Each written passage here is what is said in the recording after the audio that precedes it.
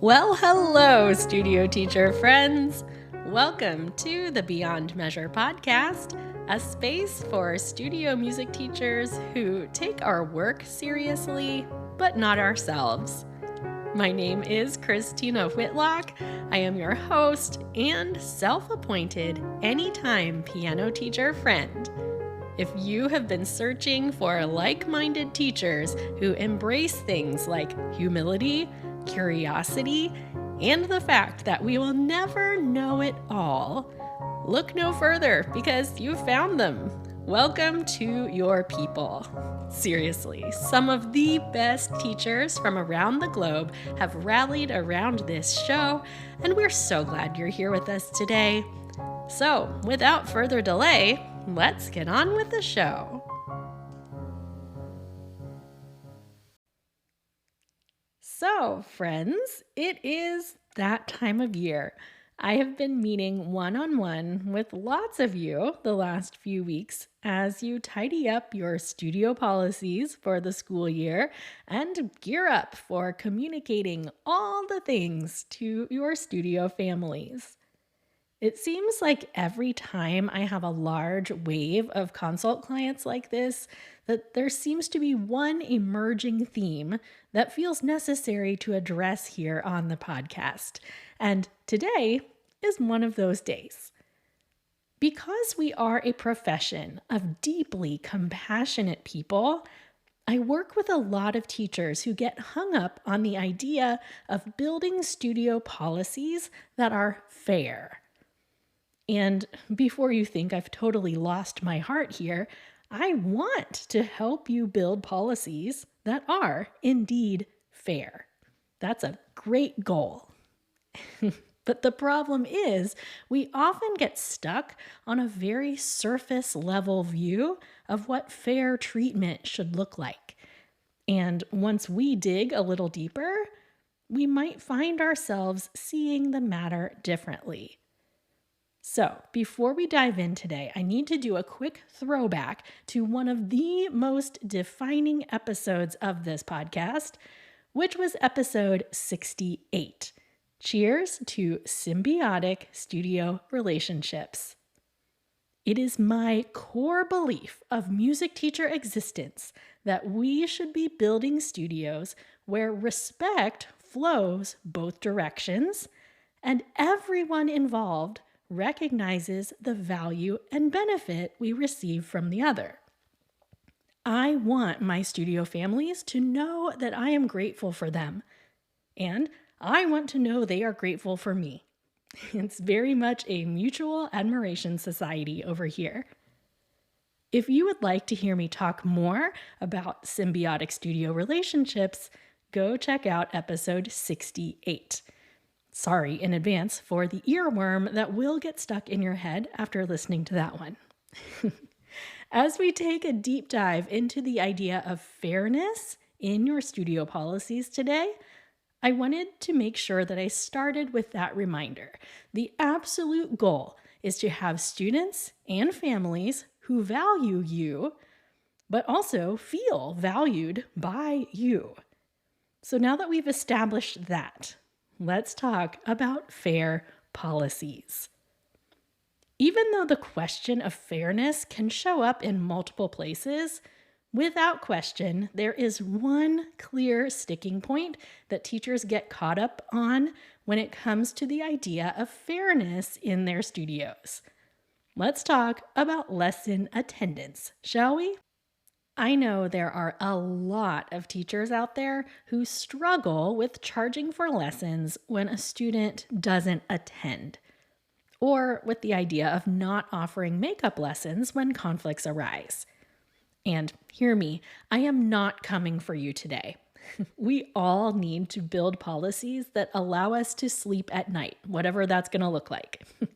I do operate under a no makeup policy, and it has absolutely been the right move for me. I do also believe it's the right move for lots of teachers, but I am not here to push that on you today. Just keep an open mind with me here, okay? And avoid jumping to the defensive, and let's just think through this together, okay? The number one hesitation that I hear from teachers when it comes to a no makeup or no credit policy is this issue of fairness. They will say, but I need to miss lessons sometimes, so how can I ask my students to reschedule my missed lessons when I won't reschedule theirs? After all, that seems fair, right? You ask them to reschedule your missed lessons, therefore you should accommodate their missed lessons. But here's the thing, it's really not a fair scenario.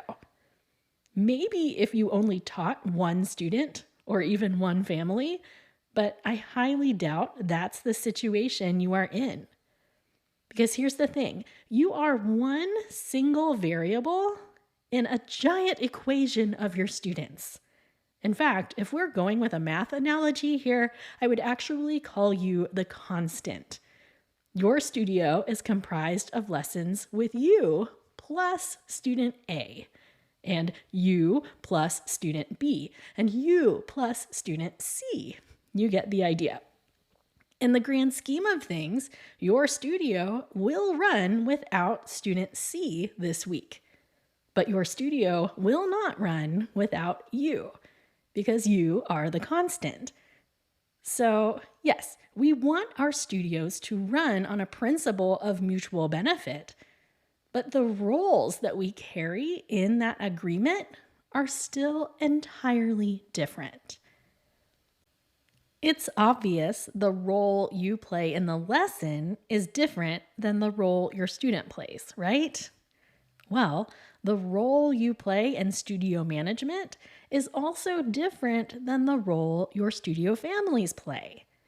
You have a responsibility to deliver your knowledge and to avail yourself at predetermined times for lessons. That is your role. You are also a human being who gets sick or whose children drop a surprise scheduling conflict in your lap the night before an event, or what have you. As the constant, as the keeper of the knowledge, the provider of the service, yes, your job is to fulfill your obligation to instruction. And yet, if we make ourselves available for every conflict that arises in every family in our studio, from students A through Z, we are opening an enormous can of variables that no single person should be expected to keep up on. That is not fair. It's one thing to reschedule a lesson or two each week. Maybe your schedule allows for that, mine doesn't. But what about those weeks, and there are always those weeks, where 4, 5, 6 students tell you they can't make it to their lesson that week? I do not find it fair to expect you to uproot your life and jump through a bunch of hoops because of birthday parties or outbreaks of strep throat or dentist appointments or whatever the scenario may be. Adapting schedules around one person's inevitable conflicts feels reasonable to me. You throw even 3 or 4 families into the mix, and you have a very different beast altogether. Now, I have to say, your studio families, of course, do not have that perspective. They are just thinking about their one single family. They have one single point of contact in this scenario, you. But you also happen to be the single point of contact for all of your studio families, which complicates your life exponentially. Are you following me here? I want you to take it from someone who used to pride herself in being endlessly flexible with student schedules for many, many years. Eventually, there comes a point when your studio ecosystem is going to suffer from this. If you are feeling frantic or depleted because you're teaching extra late the next 3 nights because of theater tryouts or whatever, the whole studio suffers because you are not at your best. You won't even always notice it I mean, teachers are notorious for just plugging away, right? Nose to grindstone, just doing what needs to be done and running ourselves ragged in the process. I mean, are you aware of what's going on in the world of public education teachers? They've been dealing with deteriorating conditions of employment for years, and they have found solace and comfort in online teacher groups, not unlike piano teachers, for the record. And the more these teachers share with one another, the more teachers get fed up and leave the profession altogether.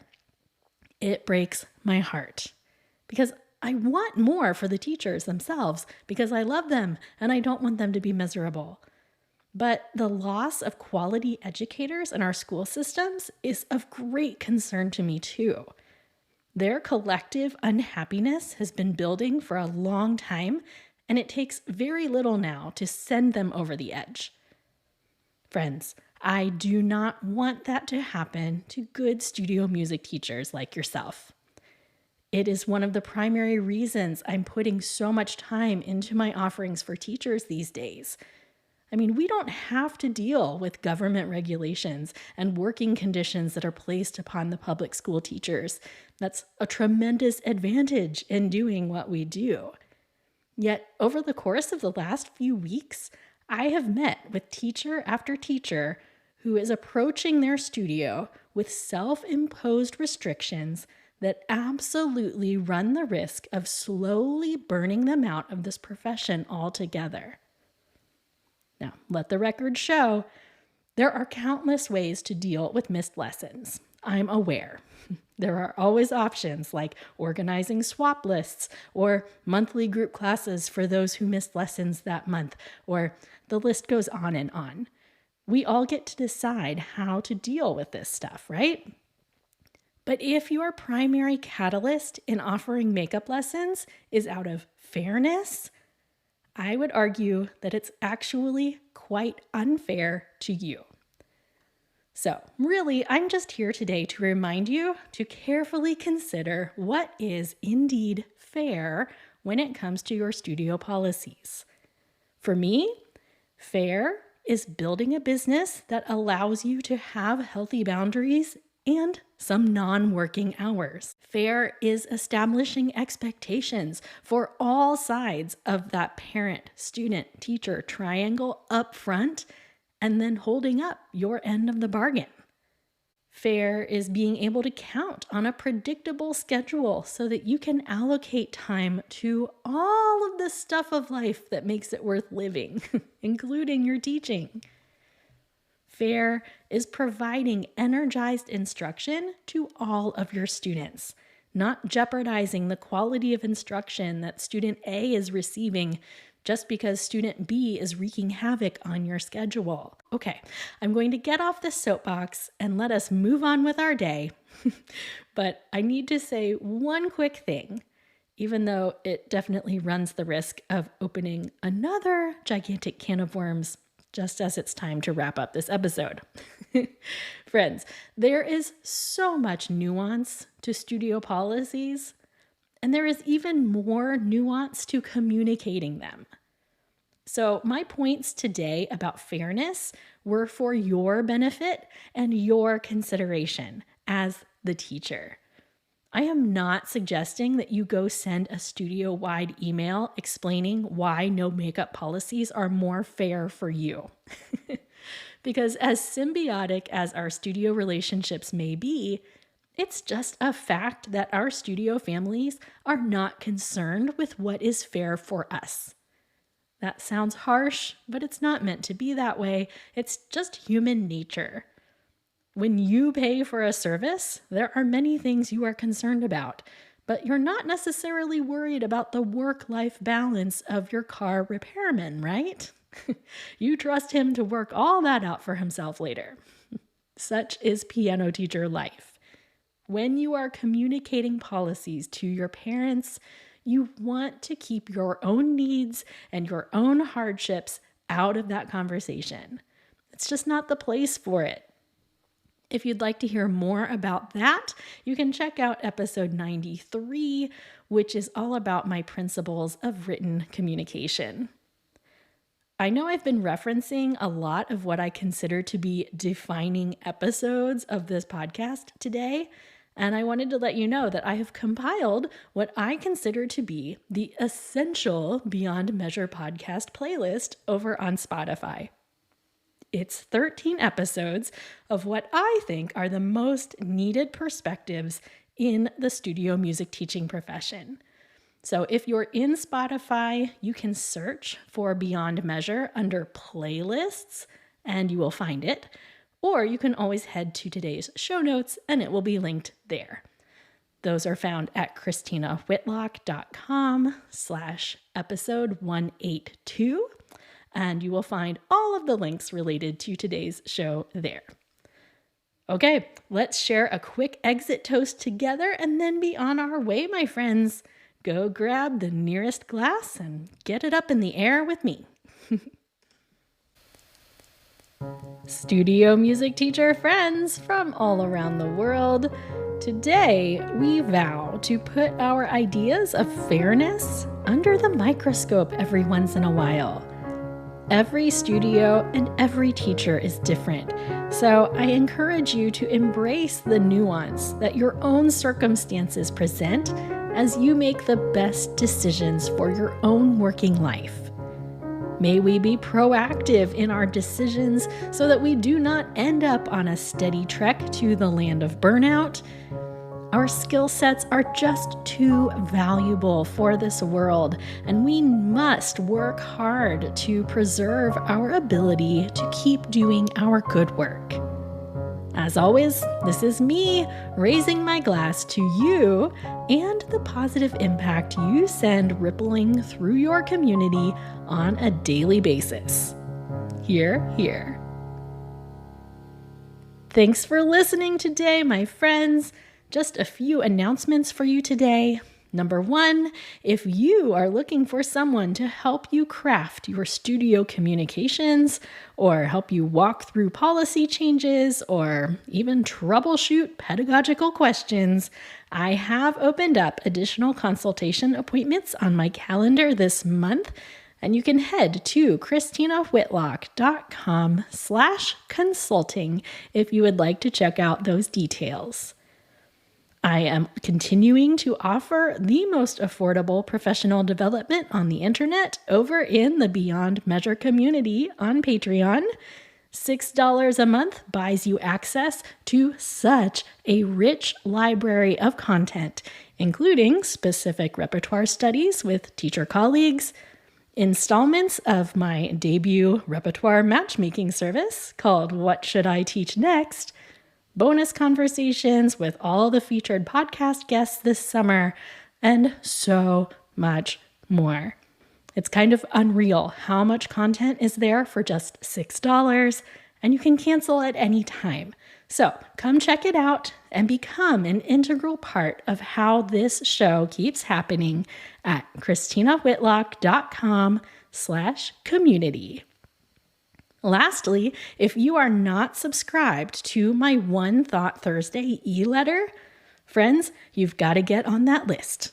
One Thought Thursday is a weekly e-letter I send out. It's back from summer hiatus, and I've got a really good one for you this week involving burnout. So head to christinawhitlock.com/subscribe to get yourself on that list. That was a lot of links, I know, and they are all waiting for you in one single place today. You can just head to christinawhitlock.com/episode 182. That's christinawhitlock.com/episode 182, and you can find all of the relevant links mentioned in today's episode. Thanks as always for being in the thick of things with me, my friends. I do not know what I would do without your good company. Onward and upward toward whatever adventures await us this week. Let's do this.